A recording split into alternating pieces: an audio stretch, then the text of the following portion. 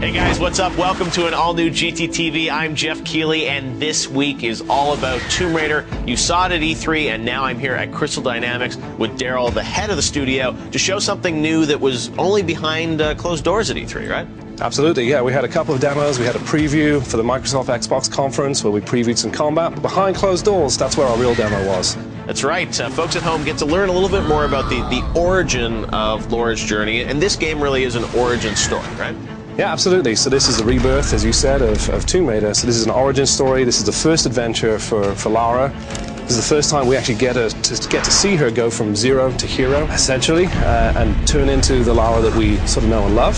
So this demo behind closed doors that we're bringing to you is something that really showcases the beginning part of that curve. So that character arc is a really big part of this game, and what we showed behind closed doors was the beginning of that, her actually taking her first steps on this island she's crash landed on, hunting for the first time, having to kill an animal for the first time, and ultimately is forced into doing something that she didn't want to do. And we really tried to create some drama around that. Yeah. So this whole emphasis on it being meaningful when she actually takes these first steps, meaningful when she actually hunts for the first time, has to kill an animal, right, that there's an impact on her, right? This changes her character. Sorry.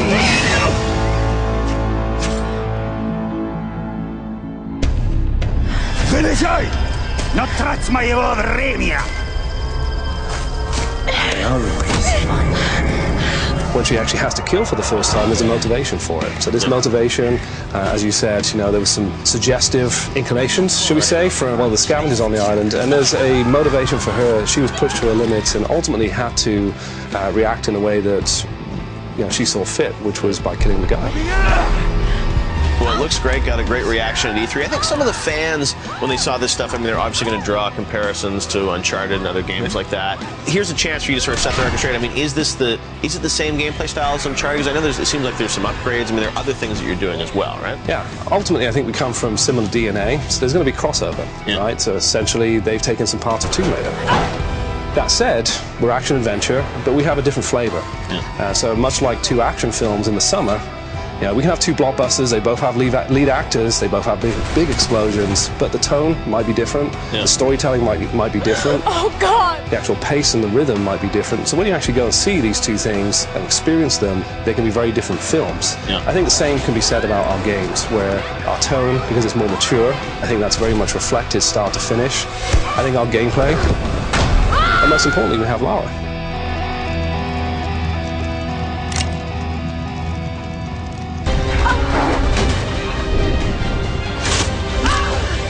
We are back here on GTTV at Crystal Dynamics, giving you an exclusive new look at Tomb Raider, and now I'm here with Carl. Carl, we just saw you at E3 and you gave us a demo of Tomb Raider, but now we're going a little more in depth. And let's talk about the world that Laura is stepping into, because we obviously know a lot about her, but who are some of these other characters she's going to be? So what we showed both last year and now this year is that there's so much going on. There's so much mystery on this island. Last year, you remember, she was attacked by this unknown assailant, probably the guy who hung her upside down. And now, not only does she meet some of the survivors, but we also start introducing some of the scavengers. Now, these are a scary bunch of people. These are guys who've been on the island for quite a while. These guys have been here a lot longer than Lara has, and as a result, they haven't been able to uncover this mystery, and they've built this real social structure. So the first group of guys you come across, these are the pretty hardcore. These are the collectors, the gatherers. These are the guys that are sent out whenever a vessel lands on the island. They're sent out to pillage whatever they can from it, whether it be gasoline, food, medical supplies, and also if they're survivors. So these guys don't really care too much for Lara or who these people are. They basically have an objective from their leader, and they're just fulfilling it. Now, there's some other survivors that you're going to meet along the way as well, right? Yeah, so we introduced really the main cast, right? We want to bring Lara to life in this game in a way in which we've never done so before. I hate tombs. What that means to us is developing her personality so that you get to see that she's multifaceted. You get to see that she shows remorse when a situation happens, jubilation when she finds that the people are alive. So far, we'd introduced you to Roth. Last year you sort of met Roth at the base camp. It showed us a facet of this Lara Croft who didn't believe that she was a Croft.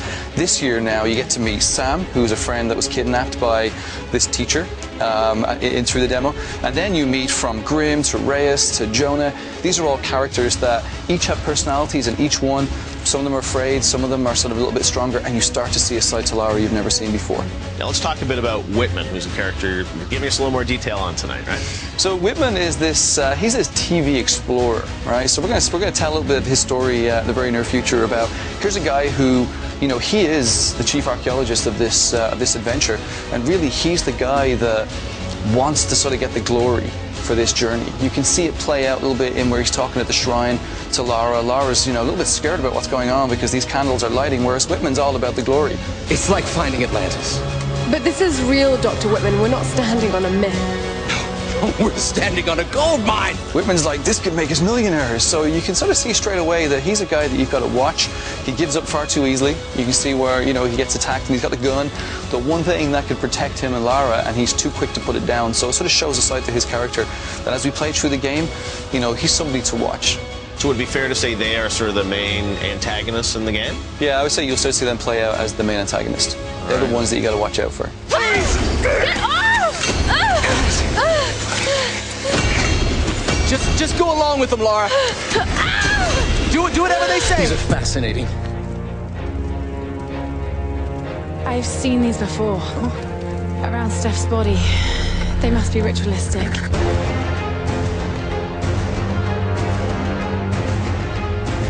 Lara Croft is back, and now on GTTV, we're going to get into some of the specifics of the new level we're showing off tonight for the first time. I'm here with Brian, the art director, and Kyle, the producer of this game. And one of the big encounters, the first sort of scary encounter in this game, is against a wolf, right? Yeah, absolutely. We wanted to make sure that, you know, animals are a big part of the Tomb Raider franchise, and we wanted to make a wolf that was, you know, a little bit more intimidating than what you've seen in past games. So we put a lot of energy and attention into that and make sure that encounter meant something for Lara. This is her first encounter. It's the first time she's going to kill an animal that's trying to kill her. Right, and you know, there's a great sense of, I think, tension here too, because she really has nothing, right? I mean, at this point, she's just found kind of what, a bow and arrow, right? Yeah, she started out with just armed with determination, really, and then she finds her signature weapon, the bow, off of a corpse that's hanging in a tree, and it kind of goes from where one man's journey ended, hers only begins.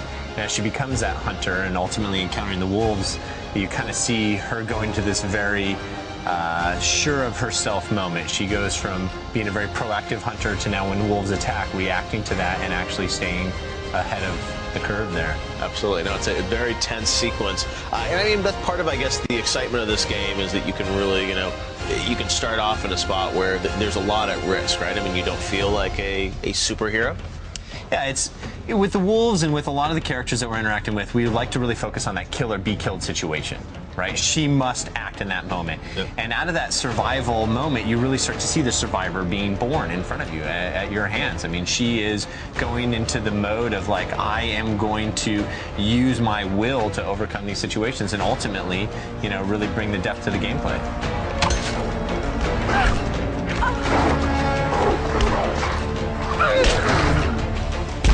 Now, this game has a lot of high-action moments and tense moments, but one thing that you're doing here that I think a lot of fans may not realize is there's a whole upgrade path to how you can sort of go through this game and improve the character.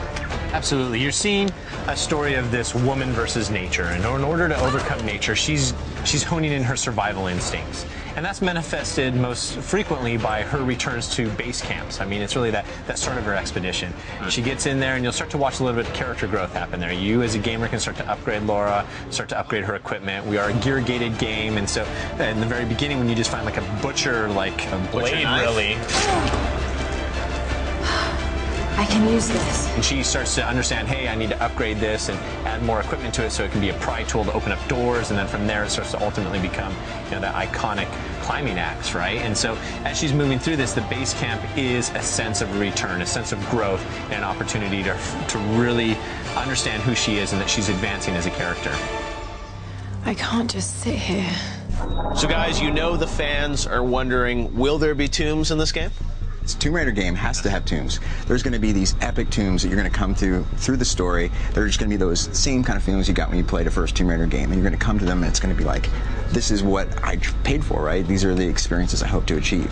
What we're seeing in these early experiences are something that's more of our secondary tombs, some of our side content that you are going to have to, you know, revisit as you play the game. It's not something that we're immediately going to say, this is our tomb, but it will have a lot of content that I think the fans are really going to be excited about. Remarkable. Sam? Roth?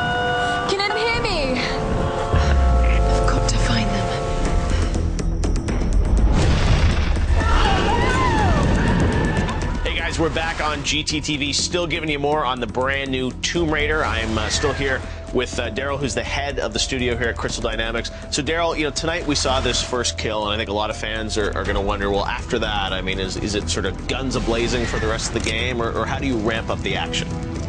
Well, actually, we have pockets of ramps. You know, there's multiple ramps getting to the point where in the Microsoft Xbox conference, we showed somewhere in the middle of her arc. So obviously she has weapons at this point. She has a bow, she has flames. She has a parachute. She has a parachute. You know, there's some high action moments in there. Right. And that's important as well. We want this to be a fun game, right? So we want it to be entertaining. So we have these moments peppered, but they're motivated and they are staged in a way where you don't go from zero to hero within a split second. Right. Essentially, you build towards that. So there are a sprinkling along the way. Absolutely. Well, we saw some teases of that, I think, in the trailer. And, you know, there's obviously a lot of combat, but it seems like you're really focused on some high action sequences, like in the Xbox briefing, that, you know, the parachute sequence looks amazing, and there's that crazy sequence with the airplane where she's, you know, tumbling down the hill. I mean, that's all gameplay, right? It is. It's all gameplay, and I think that's one of the things, again, that makes this special for me, is the range of different experiences you can have. It's amazing the scope and scale of what you guys are doing with this game. At E3, you know, you teased some of the combat at the Xbox press conference. What we're seeing tonight, where does that sort of lead us in the future? Because there's a lot still to tell about this game, right? Yeah, I mean, we're still on the very beginnings of this character arc. We've got a 10-plus hour game straight playthrough, even more if you explore.